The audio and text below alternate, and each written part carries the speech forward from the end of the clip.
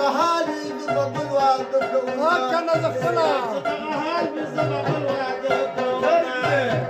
غر کیو غر سره د دغه زندګي له قبلومه سره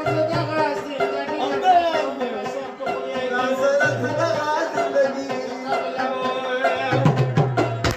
ورته باندې مدهوشه تلخیږي